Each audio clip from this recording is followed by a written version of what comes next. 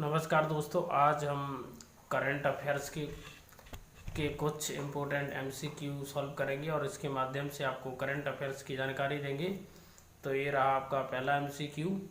Who has been selected new election commissioner, यानी आपको ये बताना है कि नए इलेक्शन कमिश्नर किसको बनाया गया। ऑप्शन ये रहे आपके ये हैं सुखबीर संधू, गणेश कुमार, राजीव शर्मा। और ये ऑप्शन है, इनमें से सही जो आंसर है वो है बोथ ए एंड बी, यानी सुखबीर संधू और ज्ञानेश कुमार को नया न्यू इलेक्शन कमिश्नर यानी नए चुनाव आयुक्त नियुक्त किया गया है।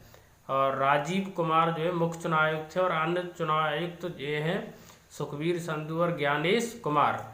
आर्टिकल की बात करें तो आर्टिकल 324 में इलेक्शन कमिश्नर का जिक्र किया गया है, मेंशन किया गया है। इसमें ये बताया गया कि एक चीफ इलेक्शन कमिश्नर होगा, एक मुख्य निर्वाचन आयुक्त होगा और 2 अन्य आयुक्त होंगे। निर्वाचन आयुक्त और अन्य निर्वाचन आयुक्तों की नियुक्ति की जाती है प्रेसिडेंट के द्वारा और इन्हें उनके पद पर सुप्रीम कोर्ट की जांच के बाद ही, यानी कि जो सिलेक्शन की प्रक्रिया वो आसान है लेकिन जो हटाने की प्रक्रिया बहुत ही डिफिकल्ट है। सुप्रीम कोर्ट की जांच के बाद ही इन्हें इनके पद से हटाया जा सकता, अन्यथा नहीं। इनका कार्यकाल होता है 6 ईयर्स, यानी 6 साल इनका कार्यकाल होता है और सुप्रीम कोर्ट की जांच के पश्चात ही इन्हें हटाया जा सकता है। मॉडल कोड ऑफ कंडक्ट और पॉलिटिकल पार्टियों को मान्यता प्रदान करना, चुनाव चिन्ह प्रदान करना इत्यादि इनके कार्य हैं। फ्री और फेयर इलेक्शन करवाना, इलेक्शन को कंडक्ट करना। और एक बात जो जानने की, भारत निर्वाचन आयोग केवल 4 इलेक्शन इंडिया में करवाता है। संसद का इलेक्शन करवाता है, राज्य विधानमंडल का इलेक्शन करवाता है और प्रेसिडेंट का इलेक्शन करवाता है और वाइस प्रेसिडेंट का इलेक्शन करवाता है। बाकी सभी इलेक्शन जो नगर पालिका के, पंचायतों के इलेक्शन है वो राज्यों के निर्वाचन आयोग करवाते हैं। चलते नेक्स्ट क्वेश्चन के ऊपर और देखेंगे कि नेक्स्ट क्वेश्चन आपका क्या है। तो ये रहा next question. A person who is not a member of the state legislative assembly be appointed as a chief minister how many months, यानी कितने मंथ्स तक उसे चीफ मिनिस्टर के रूप में नियुक्त किया जा सकता है, जबकि वह किसी भी सदस्य का 2 सदन होते हैं स्टेट लेजिस्लेटिव असेंबली में। एक होता है स्टेट लेजिस्लेटिव असेंबली के अंदर आप देखोगे स्टेट लेजिस्लेटिव असेंबली होती है और स्टेट लेजिस्लेटिव काउंसिल होती है, यानी कि राज्य विधानमंडल के अंदर 2 सदन रहेंगे। एक रहेगा विधानसभा और एक रहेगा विधान परिषद। तो 2 प्रकार के सदन रहेंगे। इसे उच्च सदन के नाम से जाना जाता है और विधानसभा को निम्न सदन के रूप में जाना जाता है।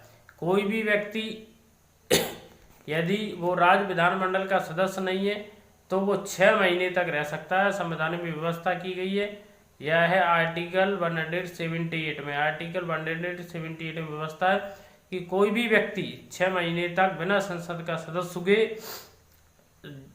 चीफ मिनिस्टर रह सकता है और वैसे ही संसद के लिए प्राइम मिनिस्टर भी रह सकता है, लेकिन उन्हें इन 6 महीने के अंदर राज्य विधानमंडल या फिर संसद की सदस्यता प्राप्त करनी होगी। In the case of prime minister तो उसे पार्लियामेंट की सदस्यता लेनी होगी और यदि चीफ मिनिस्टर है या मिनिस्टर है तो उससे लेजिस्लेटिव असेंबली या लेजिस्लेटिव काउंसिल की सदस्यता लेनी होगी।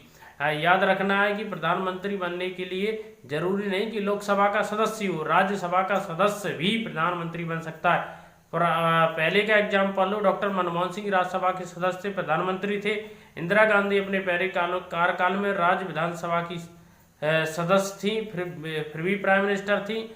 अगली बार वो इलेक्ट होके आई और लोकसभा से प्रधानमंत्री बनी। जो प्रधानमंत्री लोकसभा से बनता है, चूंकि लोकसभा जनता का सदन है इसलिए वो उस प्रधानमंत्री बहुत ज़्यादा पावरफुल होता है, और जो प्रधानमंत्री राज्यसभा से आता है वो लेस पावरफुल होता है, क्योंकि जो डायरेक्ट इलेक्टेड आया स्वाभाविक रूप से वो जनता ने चुना है, डायरेक्ट चुना है, इसलिए उसमें वो पावर को एक्सरसाइज ज़्यादा कर पाता है। इसी प्रकार मुख्यमंत्री भी 6 महीने तक रहा जा सकता है, 6 महीने के अंदर सदस्यता लेनी होगी।